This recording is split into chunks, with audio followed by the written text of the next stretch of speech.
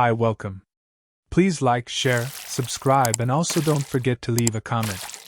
Winning elections in Denmark has become a competition to determine who can impose the toughest restrictions on refugees and migrants.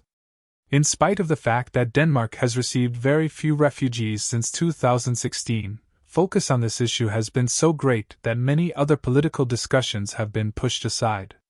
Recent governments have carried out a long line of restrictions and tightening of rules for foreigners, reducing their rights to a minimum and trying to make Denmark seem less attractive to asylum seekers.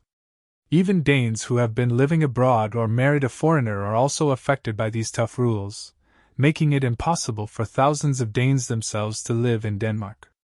Some of the rules for family reunification have even been deemed illegal by the European Court of Human Rights. In 2019, a package of bills was passed by a majority in the Danish parliament, emphasizing mainly the idea that refugees should only stay a short time in Denmark and then return to their home country as soon as the situation there improved even slightly. All focus was to be moved from integration to return.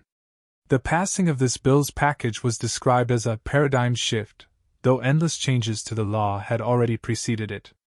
The current Prime Minister of Denmark, Mette Frederiksen of the Social Democrats, has stated openly that the goal is zero refugees in Denmark. The latest push towards this is the controversial new law on establishing asylum centers in a third country. The arguments that seem to win in these debates have been repeated endlessly. Integration is a failure. We can't take in the whole world.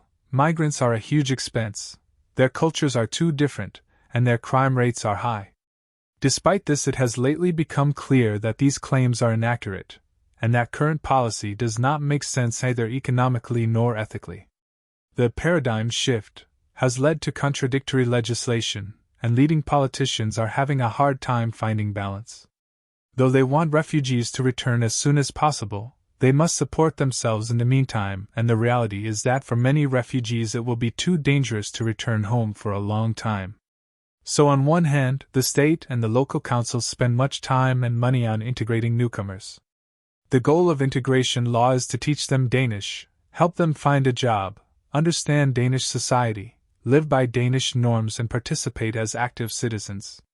Those people who have arrived as refugees since 2014, mainly Syrians and Eritreans, have integrated well, and are relatively popular among the Danes. On the other hand, the current Minister for Integration, Mathias Tesfaye, argues that refugees should not become immigrants, and that they must go home as soon as possible. All foreigners are now granted only 2 years of temporary stay at a time, and can have this revoked at any time if the situation in their home country or their family's situation even slightly improves. Legislation concerning attachment to Denmark and criteria for securing family reunification, permanent residence, and citizenship have all been changed to a level where having a full-time job, a full Danish education, speak the Danish language fluently, no debt to the state, no criminal record, or even having children born in Denmark will no longer guarantee a person's right to stay. Denmark is the first European country to tell large numbers of Syrian refugees to go home. While it hasn't begun deportations, nearly 400 Syrians from in and around the capital, Damascus, have been stripped of their residency permits and the right to work since 2019. Few of those affected have risked going back on their own to Syria, where human rights groups have recently documented the torture and disappearance of returning refugees. But they are under increasing pressure, and hundreds have left Denmark in search of refuge in other EU countries. The Danish government, which has taken one of the hardest lines on asylum and migration in Europe in recent years, justified its decision by saying there had been a decline in armed conflict in Damascus and its surrounding suburbs. The Danish model has become more popular as anti-immigration voices have gained traction across the Nordic region. The Swedish government is looking towards Danish immigration policies as the country battles gang violence caused by an irresponsible immigration policy and a failed integration, Swedish Prime Minister Ulf Kristersson said last month. Denmark's hardline stance does not apply to everyone seeking refuge. The country last year welcomed tens of thousands of Ukrainian refugees, easing their path to school and work. The UN Refugee Agency has been critical of Denmark's approach. It was never the intention that refugees were to be subjected to constant reassessments once their protection needs had first been established. Despite a reputation for progressive politics, humanitarianism, and a generous welfare state, Denmark has some of the most aggressive anti-immigrant policies in Europe.